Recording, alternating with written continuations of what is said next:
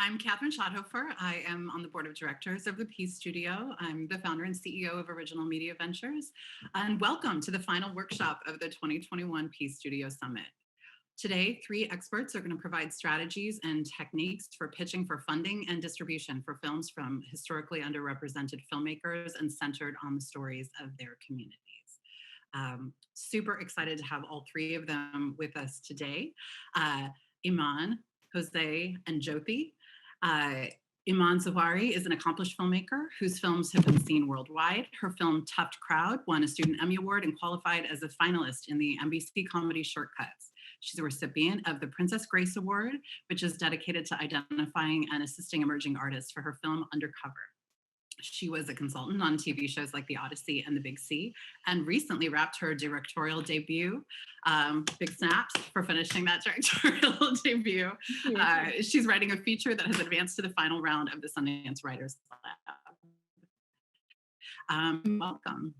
Thank you so much, Kat. I'm glad to be here. All right, everyone. Thank you so much for having me. I'm very excited to be here. I'm going to talk about today how to pitch your film to anywhere from telling your story from studio execs to investors and telling kind of your narrative film story. So let's get started. So starting from the complete basics, what is pitching? Pitching is really selling your product and actually selling you as the filmmaker. Like they want to invest in the story that you're telling and your voice. And moreover, you're telling that through your project and they want to invest in you. Oh, keep on clicking my.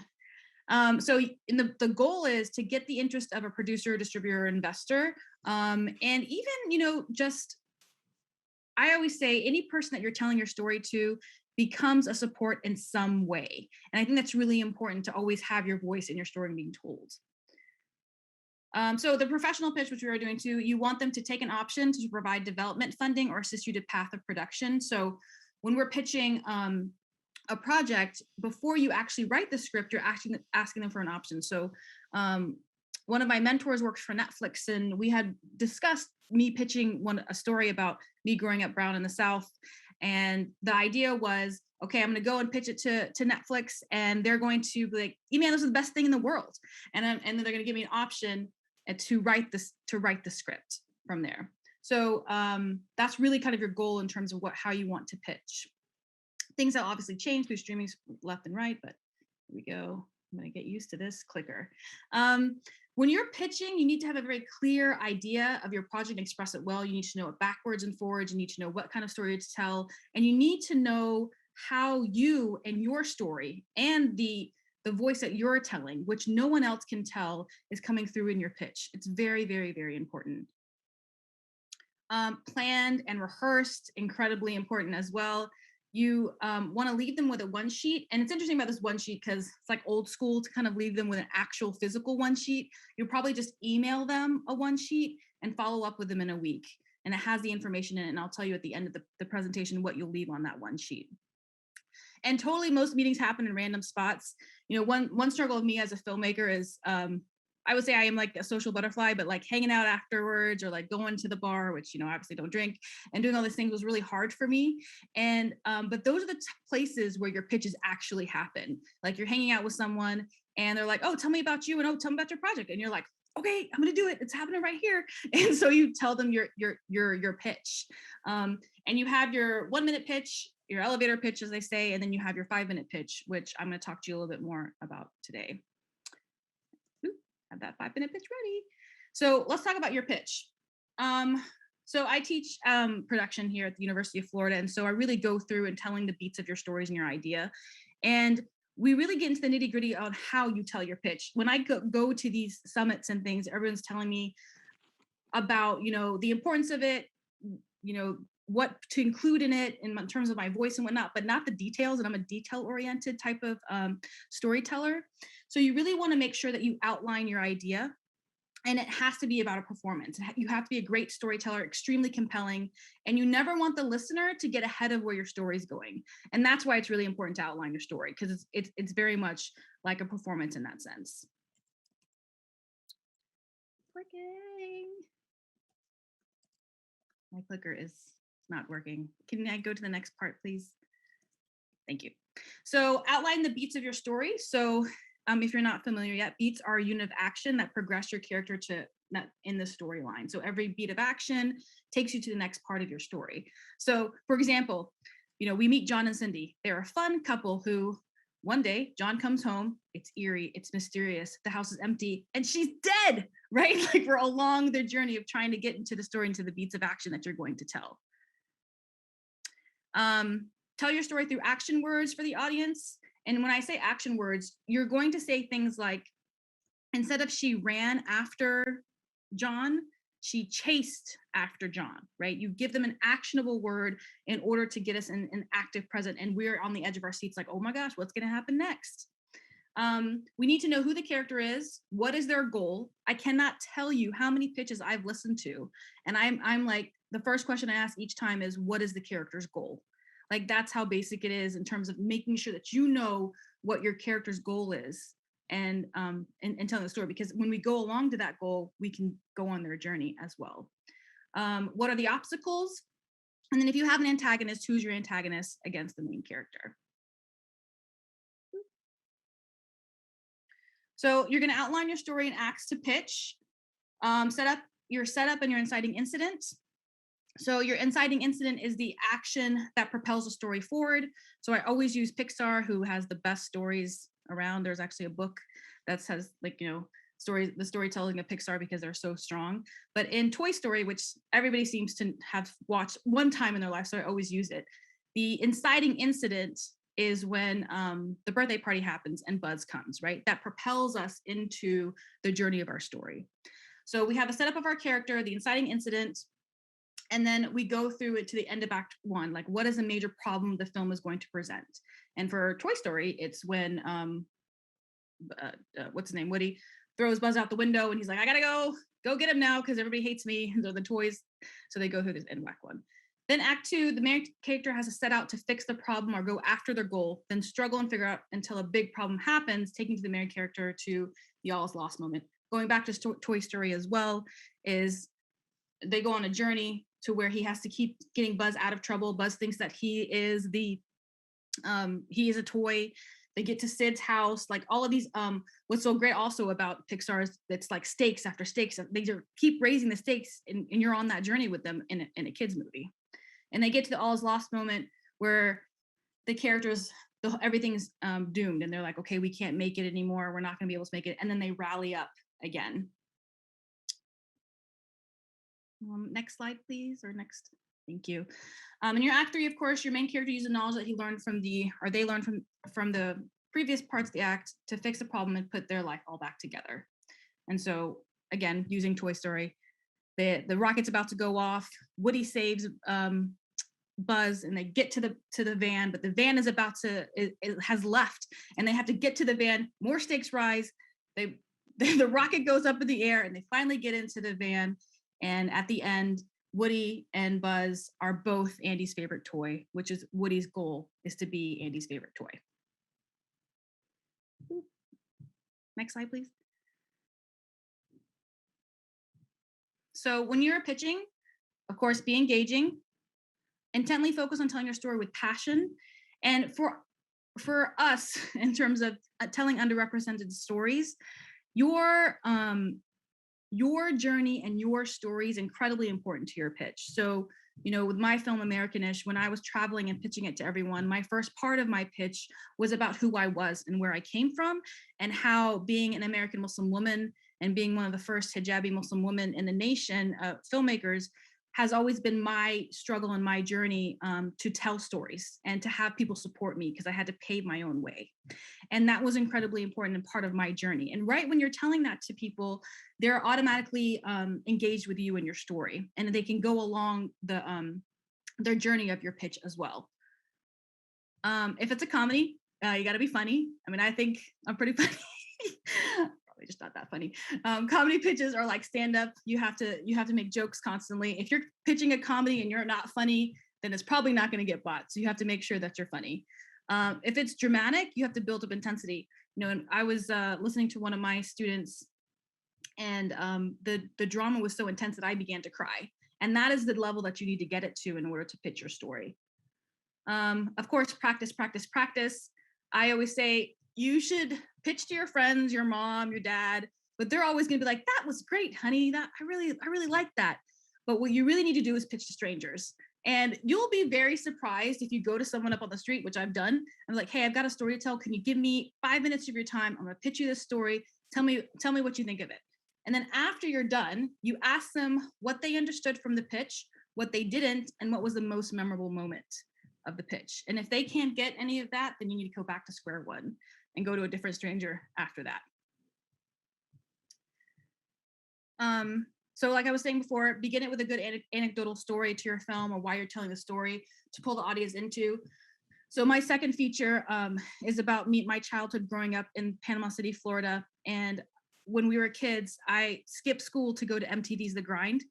If you remember that, The Grind was a fun, like, dance. It's the weirdest thing. It was a dance party, and then people would just be dancing. And it was me and a bunch of Muslim girls. And we were fully dressed and we skipped school and we got there. And the only reason why we got in is because a Muslim was a security guard and he let us in. So we're actually on camera with MC Light while they're dancing, like fully clothed while everybody else is in bikinis. Like, so I tell the beginning of my story to pull you into the journey of what I'm about to tell you for my second pitch, for my pitch.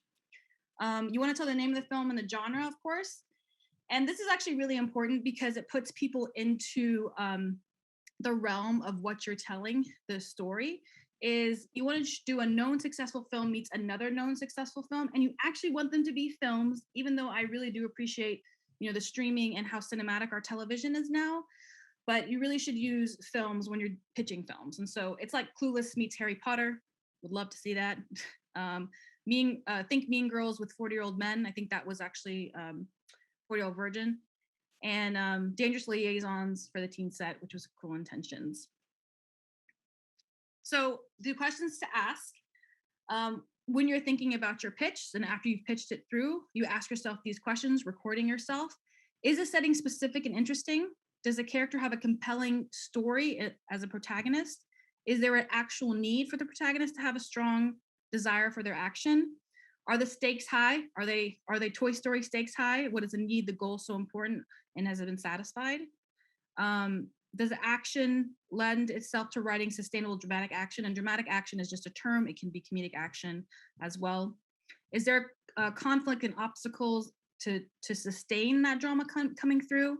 If you have a protagonist and antagonist, are they pitted against each other throughout, raising that stakes in those actions? Is there a transformation? That's the most important thing. We have to have story arcs and storytelling. Is there a transformation of the character? And is there potential to write visually, show instead of tell? This is the biggest problem I have working with newer filmmakers, is they want to expositionally tell us everything instead of showing us visually. And then I put the student here, but do you all feel a genuine connection to the material? So my time is almost up. My last slide here is about leaving. Next slide, please. The one sheet. So this is the one sheet. You want to have your name, the title of your screenplay, contact info, your genre, log line, and a short paragraph with your story and your world. The main character's goal, what's against them, what's on the line, and you really want to let your voice shine. And then your known film meets another known film. Oops. And that is it. I made it in time. Thank you so much. And I look forward to hearing your questions afterwards. Oh, Kat, we can't hear you. Maybe I'll unmute.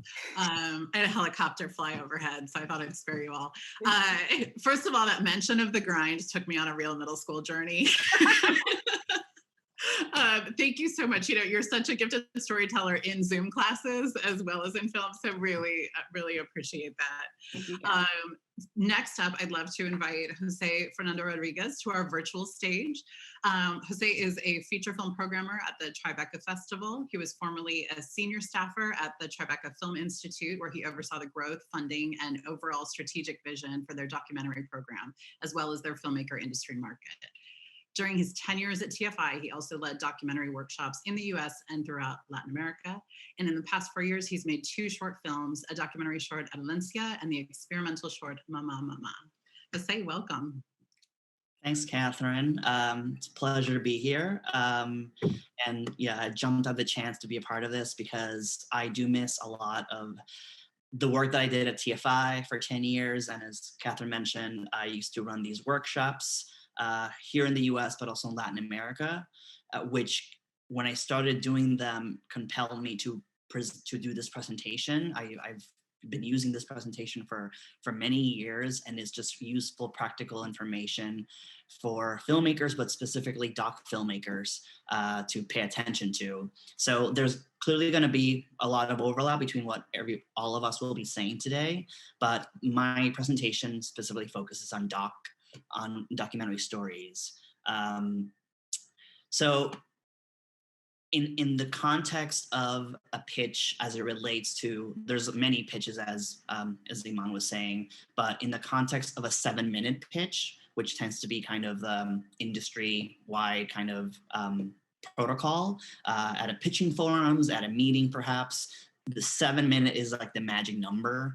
Ideally, you can convey your story, your access, your involvement, your artistic vision and show footage in 7 minutes. It's like this very frustrating art form. But if you can master it, it's a strength and an asset to have. So in 7 minutes, what can a pitch be? What is a pitch all about? From the first minute, the first 2 minutes, you have to give the story. You have to give a clear and simple description of your project. What is your film about? And you have to explain it clearly and eloquently. The first 2 minutes are key to hook whoever you're talking to, whether it's at an official pitching forum, whether it's a meeting, a one-on-one meeting, very casual encounter with an industry person. Those things are key. So you got to catch their attention from the get-go. A lot of documentary stories, unfortunately, tend to be, familiar. An original story is very hard to come by. So as you're entering the 3rd minute, the 4th minute, you kind of have to give another layer and depth to your idea. So that's where the style comes in. So the style can distance and make your story stand apart from others that might be similar. So in terms of the style, you have to convey what is the artistic and thematic approach of your film. The dramatic approach, for example, like how are you going to tell the story? And the artistic approach, what is it going to look like? What is the film going to look like? Is there a specific shooting format that is relevantly tied to what the story is about? And by artistic approach, I mean, if it's a personal story about your family, a personal story about somebody you know, and you're using all archival footage, all home movie footage, that says a lot. That brings personality, intimacy, a raw quality to the story. If it's a social issue film, it might be very cinematic. You have maybe an amazing director of photography. So accentuating the style is key. And then I would say, as you're wrapping up your pitch, we want to know, which is very important in the industry, who's going to see the film? Who's your audience? So is this a standalone documentary? And if so, where do you see it going? Maybe it's a part of a series. Maybe it's not even a feature documentary. It's a short or doc series. Is there a particular genre that Iman was mentioned, a particular genre, even in the documentary space, that you're tapping into? Is it a funny documentary? Is it a horror documentary? Is social issue, again, experimental, hybrid? That can dictate how big, how small your audience is. So ultimately, whoever's listening to you and is thinking about contributing to your project wants to know, who can you reach with your documentary? Who's the target audience? And then as you wrap up, the kind of, even if it's 30 seconds, if you're being timed, and sometimes you are being timed, you do need to state what you're looking for. So you close the closer. Are you looking currently for development funding, co-production, pre-buy? Just it can have a money tag to it. It can be, I just need money, which is always needed. It can be crew. I need a producer to keep me in check. It can be an editor. I need somebody to sift through all the material I have. Even if the documentary is finished, you might need an impact partner, somebody to help you message the story of the film outside of festivals. So audience and closer are very important to wrap up because you'll know the direction that your documentary can take.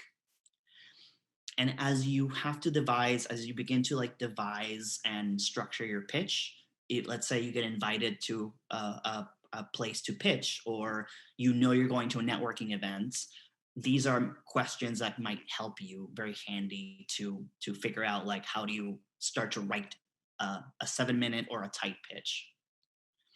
So first and foremost, the where. The where kind of goes to the story section that I mentioned. How do you start a pitch? Right from the beginning, you have to say and answer, where will the story be set? What will your production look like? You have to communicate the setting, the environment, and the tone of your documentary. Then right after, give another layer, provide hard facts, statistics, percentages.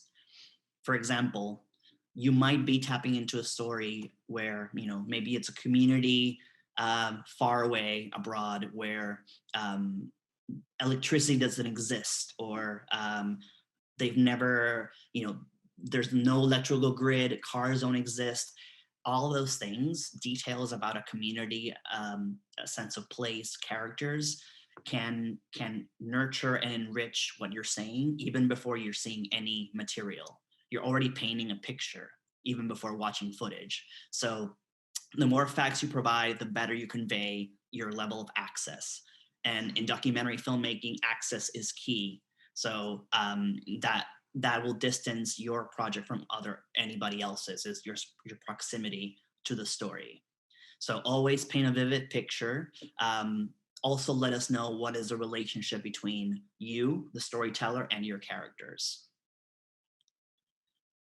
So the why, that's a question I often ask myself as a funder when I used to work at Tribeca Film Institute, and I would read applications, is, okay, this speaks to me on a personal level. This project seems to be well written, compelling, there's access here, but why should we care? The decision maker, so to speak, the industry person, the producer, why should we care thematically and aesthetically? If your documentary is a unique, unconventional story, why will this niche story that you're doing appeal to me or an audience? Like, why should I give you money if this might be a niche story? And then on the flip side, if your documentary taps into a universal, familiar story, why are you undertaking it? Why will your angle work? So you have to ask these questions, ask them, play devil's advocate and ask it, because those are questions that producers and industry people are asking themselves. And we're always thinking, will an audience in the documentary marketplace or the documentary marketplace at large be interested in it? And the other flip side to the why, apart from why should we care, is why should you care? Why are you the right person to tell the story? What's your unique insight into this narrative and subject matter? And the documentary industry in the marketplace has been prevalent with outsider perspectives. And I think the marketplace and our line of work, we've been kind of realizing that trope. So always be mindful of, you're going into a community. Why should you be going into a community? What's the level of sensibility that you have to tell this story? And be ready to have an answer for that when you're pitching. Also, what's the current status regarding the subject matter? Is there a demand for what you're trying to convey in the marketplace? Can you fill a gap in the marketplace for that subject matter? Ultimately, who is going to make the film? So who are you and what is your team's background? When industry people come on board a film, the short-term thing is there's an exchange, there's a support behind it, but you have to look at it in the long view, the long-term way. It's not just a project, it's a relationship. It's a professional relationship collaboration. So whoever's coming on board, more often than not, likes you as a storyteller. So you have to kind of sell yourself and position yourself. Even if you haven't done a lot, let's say this is your first feature, your first short, you can always embellish or enrich your potential by accentuating specific films and filmography and projects that your team members have already been involved in. So if this is your first short or your first feature, but you have an amazingly talented DP or producer or an editor that people know about, that's a great tool in your arsenal to emphasize. Also, are you the storyteller serving a role in the story? Maybe you're providing narration. Maybe you're connected to the story in a personal way. That's also helpful to underline in your pitch, because again, that goes into access and the sensibility that you bring. So the when is, once kind of like audience and kind of wrapping up. When you're wrapping up your pitch, industry and producers want to have sober, clear-cut timeline of when you're going to finish the film. So when do you intend to reach the next stage of your project? Whether it's when am I going to start production? When am I going to interview my main characters, hire an editor, begin post-production, etc. Benchmarks and timelines are key for funders. They want to generate not just support for your project, but as I just said, a professional partnership that extends past just one project. And then, like I said, in terms of the closer, you should delineate partners, producers, funders that might already be on board your documentary project. Always mention any relevant financiers that are already committed. And it doesn't even have to mean money in. It can be conversations. You can say, I'm in close conversations with XYZ. I'm a semifinalist for this grant. It's a spectrum. It at least conveys to whoever's listening to you that you're hustling, you're moving, you're networking, and it's a competitive field, but you're knocking on the right doors and you're talking to the right people. And things to keep in mind, can you tell the same story but with a different budget? That kind of note goes more towards when you're actually filling out a grant application. But after a 7-minute pitch, if conversations keep going, that's something to revisit in your head when you're talking to industry. Are you being realistic with costs, for example? And how stable and strong is your current budget? Always helpful to revisit and visit, especially with the producer. And always think of an elevator pitch, which is a shorter version of a 7-minute pitch. It's always a good one to have maybe at a cocktail reception. You don't want to overwhelm whoever you're speaking to. They're at a cocktail, they want to have fun, but it's like a nugget of a pitch. Always great to have that one in the back of your pocket. And like a golden rule, always know when to pitch and who you pitch to, like the nuances of networking. And so I think I'm about time. So I can actually talk about our timeline at the festival. Submissions opened yesterday, Monday. And this just gives you a sense of how we work year round, looking for projects. And sending films and engaging with programmers is another version of pitching, really. You're still selling yourself and positioning yourself as a great storyteller. So I can go into this more maybe in the Q&A, but yeah, that's my time. So thanks. Thanks so much, Jose. I think one of the things that has been so challenging for this industry in its attempt to be more inclusive is that it was designed to be intentionally opaque. And so, when you're able to break down those very real factors and kind of demystify what's happening behind the curtain, I think that goes such a long way in supporting new filmmakers and their pitches. So thank you so much for that. Yeah, no problem. So our next presenter, I owe a huge debt of gratitude for my own career. She was the first person who ever believed in my potential as an executive back in the early 2000s when we were both at 20th Century Fox. And so for all that and more, she holds a special place in my heart. Welcome to Jyoti Sarda. Jyoti is an executive producer who brings 20 years as a senior global marketing executive with major studios to developing impact creating content through her company, Nimble Media. Jyoti produced the incredible series And She Could Be Next, which hopefully everyone has seen, that aired on PBS in 2020 and told the story of women of color transforming politics from the ground up. She's also a co-executive producer of Equal Means Equal, which examines discrimination against women in the US legal system. Currently, she's executive producer on the independent motion picture Lily, which is currently in production, about the remarkable life of the fair pay icon Lily Ledbetter. Formerly, Jyoti was Vice President of Marketing at Paramount Home Media, leading acquisitions and all facets of global marketing operations for partner brands. She's on the board of Global Girl Media, an organization training young women to become civically engaged through citizen journalism, and Lane, a leading LA-based social justice nonprofit. Jyoti, welcome. Hey, thanks. Oh my gosh, Kat, you were a superstar way back, so hardly can claim any kudos for that. But thanks for having me. I seem to be. Am I stuttering a bit here on the screen? Okay. Anyway, so I don't want to repeat many of the. I don't have a presentation per se. I was just planning to just talk about a couple of major points.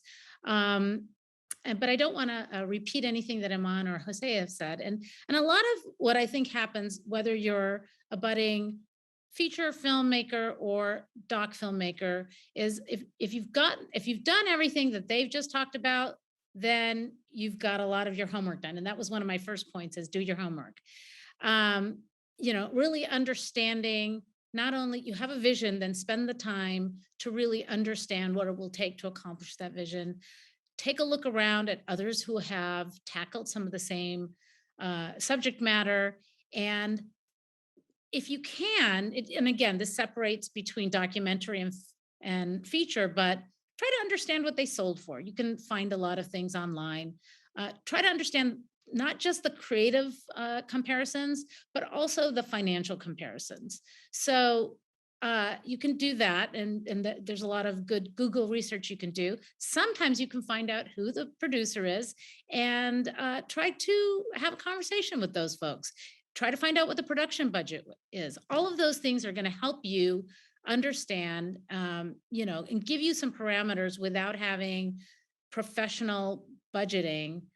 In terms of what you're looking at, what you can also find if you do talk to other filmmakers is also what their stumbling blocks were, and any of those good tidbits that come with selecting a certain genre or a certain style of creative execution. The second thing I would say is also, I agree with what Jose was saying. Budget for your marketing and your impact up front. Many people, especially in the space that we're just discussing, are choosing to express themselves because they want their voices to be heard and want to enter a conversation in the world, right? And so there is some sort of impact you're looking for out of creating your movie. Especially that's the case with documentaries. There's usually an issue behind all of it. And so if you want that to happen, you might want to also understand what it takes, what the impact campaigns that you've admired, what it took for those to happen. And again, it's a little bit of research, but I think a lot of times filmmakers wait until the end to really understand what it'll take to promote at a festival or when it's released, and also what it will take to really execute a good social impact campaign. So that's the homework part. Then, as you're developing your budget, I would say pay yourself. Now, you should not only pay yourself, but also whoever your partner is. And just think about the sweat equity, the time you're spending, and really try to understand, what your value is and incorporate that into the budget. And ideally, you would get paid, but if nothing else, then, and if you choose to defer that compensation, at least you've stated what it is for your potential investors so that you haven't excluded that value when you're going out to pitch, because that's not really fair market value, is it? If you've spent 2 or 3 years making something and you haven't included your compensation in there. The other thought I had was, then now that you've got sort of like your creative outline, you've got like a sense of what the finances might be. Now it's time to really pay attention. I'm calling it mind the gap. So generally with documentaries, it's a pretty big gap between what it will take to produce one's vision and what the market, whether it be Netflix or HBO or PBS, what these entities will pay for that content. And it varies whether you're doing, a feature or whether you're doing a series. These are, again, things you can try to find out, and try not to look at the rare few that have sold for millions, because those are, those are exceptions sometimes. And what you want to try to do is get a sense of what that that happy medium is. And so, and if you've done that homework before and you've understood maybe what your competitive set and what they seem to generate, then you will know what the gap is, or have some sense of it. And that's where the real work begins. Now, a lot of doc filmmakers apply for grants. There's a lot of funds set up depending on the subject matter. Depending on your timing, grants take time to write. They take time to be evaluated and for you to hear back, and even more time for you to get that money. So you have to sort of build that into your thinking. What I feel like maybe we don't do so often is we don't think about non-traditional sources. So both Iman and Jose were talking about when you have a certain niche topic, a certain, a theme, an issue, if it's not so broad, there's likely going to be other people who care about this issue and would like to see content out in the world that, promotes it. Or maybe there's just affinity groups. So, and again, I'm kind of toggling between docs and features. But for example, I'm advising a filmmaker right now. She's written a feature film. It's set in, Bangladesh, and it's a lovely film. My first advice to her was, let's look at where there are pockets of prosperous Bengalis here in the United States, because they may really be interested in supporting her vision to promote Bengali culture and to see that out in the world. And there haven't been a ton of films made about that specific country. A lot of Indian films, but maybe not from Bangladesh. So that's an example. But there are others. I mean, if you're doing something about food justice, that's another film that I'm working on. Rather than going to the same funds that are everyone's applying to them from a wide range of issues, try to think about other sources. So the other thing, there might be some brands, there might be some corporations who are trying to promote their own image in tackling these issues. So there's a number of ways to go, and it's certainly worth trying, as long as, of course, it doesn't undermine, if the brand isn't actually doing the right thing in addressing the issue, of course, you don't want to include them. Then also there are family foundations. So these are all things that you can think of as sources, and make a list of sources and talk to other people and really think, get a lot of brainstorming going, so that you're not only tackling the typical sources, but you're also tackling and have a list of non-traditional sources. Okay, then what I'm going to call is strength in numbers. So I'm part of a group of executive producers raising money for a feature film right now about the remarkable life, I'll say, of Lily Ledbetter, who's a fair pay icon. It's a movie with a substantial budget. So there's a number of us who have come on and are basically making asks within our circle to, whether people would like to invest. This is a feature film that I'm talking about. We did the same thing when it came to raising money for the documentary that I worked on prior. So if you bring on, and this will come out of maybe your research and finding people who care about this topic, you might not only ask them to donate or invest in your project, but you might ask them to come on and earn a credit, if you will, by really helping bring in other investors or other donors.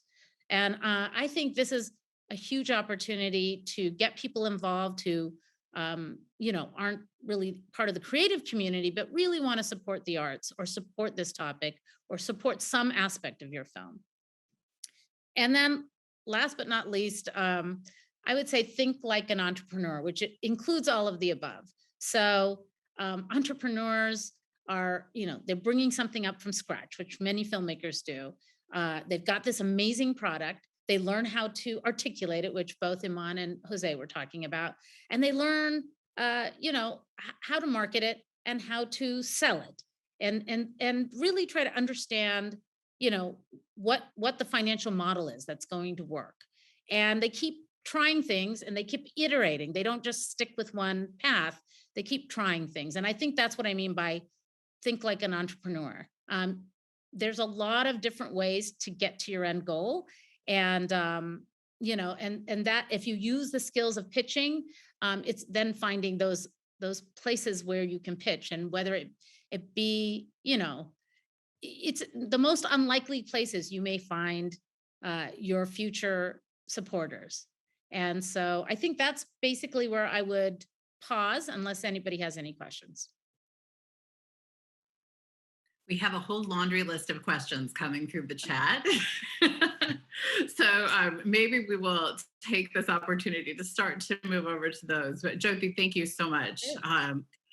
One thing that I know, and I just want to acknowledge for some of the folks who are listening on the live stream, is when we're having this conversation, I feel like we're starting a little bit down the path of people who have already built networks and relationships within this industry. And I just think it's really important to acknowledge, because sometimes I know it can be super frustrating for emerging filmmakers or aspiring filmmakers, especially those without sort of proximity to the industry, to feel like, well, that's great, but I live, I'm from Detroit, so I always use that as my example. Like, I live in Detroit, where am I going to find somebody where I can pitch my film? And so one thing, when we're going through the Q&A, if any of our panelists have suggestions for folks who really are, trying to make that first step, if we can include that in the answers, I think that would be super helpful. But I'm just going to take the questions in order as they came. And our first one is from Jasmine, and she says, what other elements do you think we should include in our pitch? Inspiration boards, music, reels, anything? Question mark. So maybe that's a great question for you to take.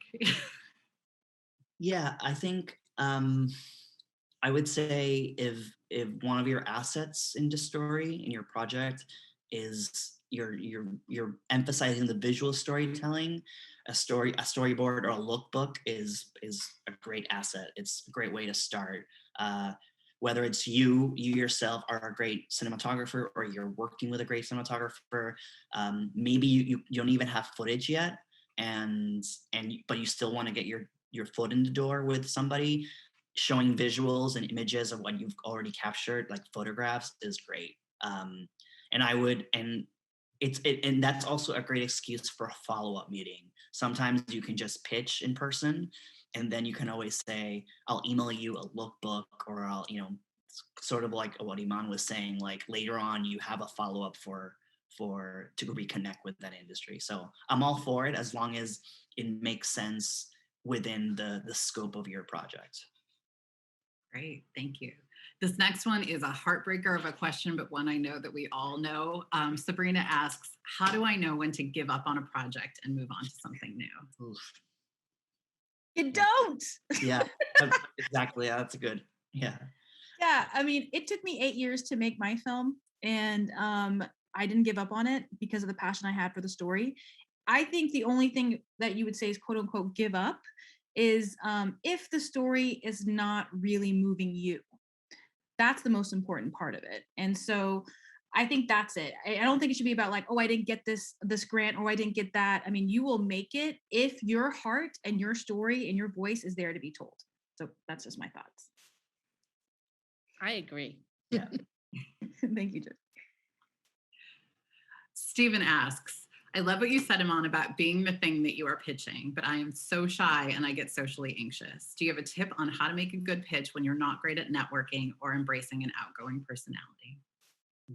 Yeah, so I've worked a lot with shy people, and I totally get it. But from my shy friends that I know, there is something that ignites you.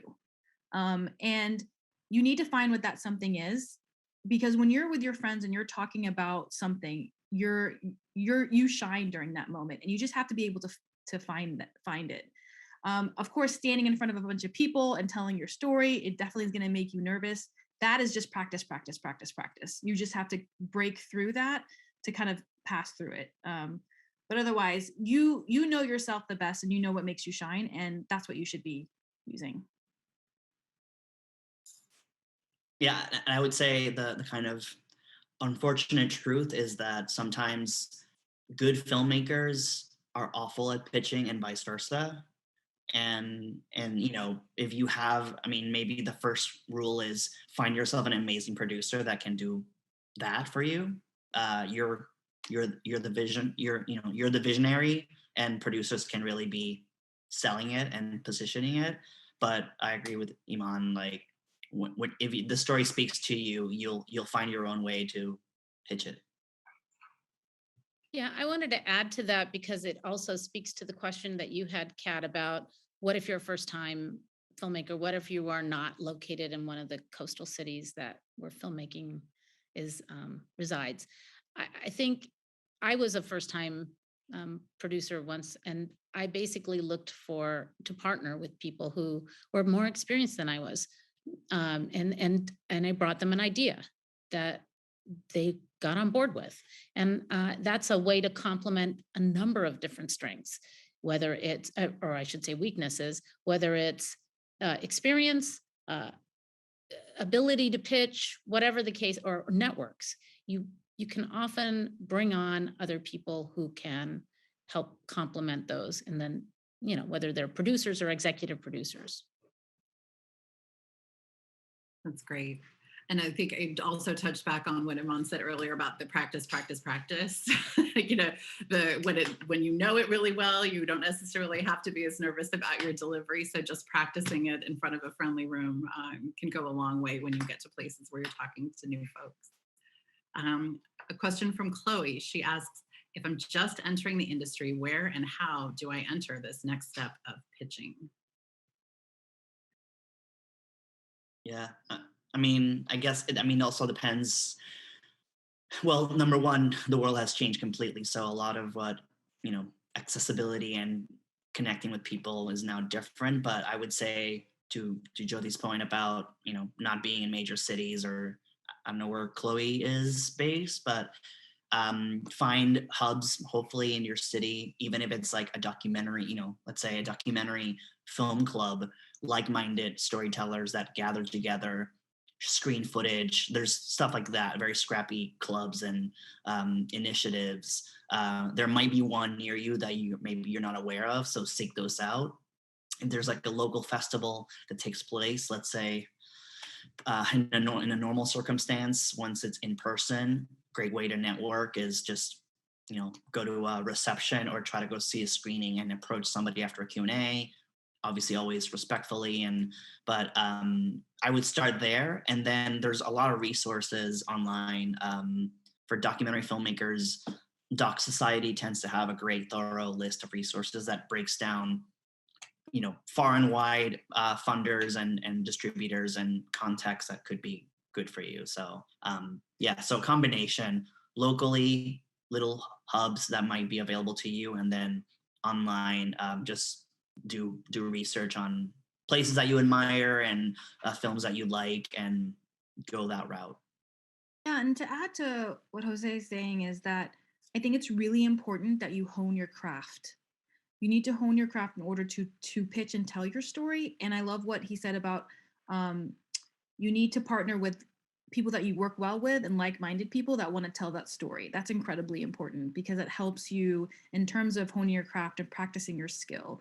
I have a lot of people that have never written a script before, never done anything, and they're like, I'm sure we've all had this, like, hey, I've got a great idea for pitch. Can you get me in front of Sony? I'm like, I know someone at Sony first, but like, can you do that? And I'm like, well, tell me about your story. And they've got nothing there. So really honing your craft, doing it in, if you want to go the film school route or undergrad or just kind of teach yourself, I think that's really incredibly important.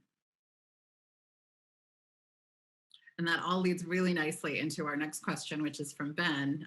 Ben says, I'd love to hear from each of you how you found your people, as in producers, writers, and collaborators to work with to see their work through to the end. I struggle to find my community in my pursuit of this work. So I went to Florida State University Film School, so that's where my crew kind of came from, and that's usually where a lot of people's crew that I know, they come through their film school group, and then it ends up being those trusted people you know recommend others. That is actually incredibly important because I have been in situations where the match is not perfect and then things can go awry. So finding your trusted people and then having word of mouth recommendations of others has always been really great for me personally. Yeah, I mean, for me, I found my people. I mean, when I moved here to New York City in 2008, but it took me a while. I just I don't know if I would have made the same sacrifices that I did, where I interned for no pay and really kind of said yes to everything and tried to supplement my income with jobs here and there. But I mean, I think kind of as we saw, like I think it connects to the previous question well, which is find little hubs around that might not be in your radar as of now to find your people, because it's everybody's working on their own. They're kind of maybe siloed, and people are just developing their projects and not knowing that somebody maybe in your neighborhood and your community is also in the same space. So you have to kind of put in the work, I guess, to find your people. But yeah, just finding local outlets, even citywide outlets, in your state, that you can just send a cold email outreach to and see where the conversation goes. Yeah, I agree. And it's not unlike the prior question where, we were talking about how do you get started. I actually, although I had a career before I started actually producing content, in many ways, the skill set that I had did not directly relate to actually creating content. I was marketing content. And so I wanted to have a very sort of a learner's mindset when I approached my first project. And so part of it was I put myself wherever I could, whether it be a festival and there's so many online gatherings now too, conferences. And then I would really try to nurture relationships. Some of those relationships didn't directly lead to a job or something transactional, I would say, but I was starting to build this body of knowledge and people. And then what happens is people start introducing you to other people especially if you're very good at telling them succinctly what it is that your objective is. And I think that's something you can do from wherever you are and whatever your group of people is. If any group of people that you might have in your circle, somebody has a connection that can lead you further. You just have to have the patience to kind of keep following the threads. And I firmly believe that about everything, not just filmmaking. This is how, you can find subject matter, you can chase down how to get to, the people that you want to film and say it's a documentary. All of that has to do with sort of steadfastly sort of stalking people in a very, nice way, of course. And that is a perfect lead into our next question, which is how do you use your skills from marketing in your filmmaker career, and any advice for somebody who's considering filmmaking as a second career?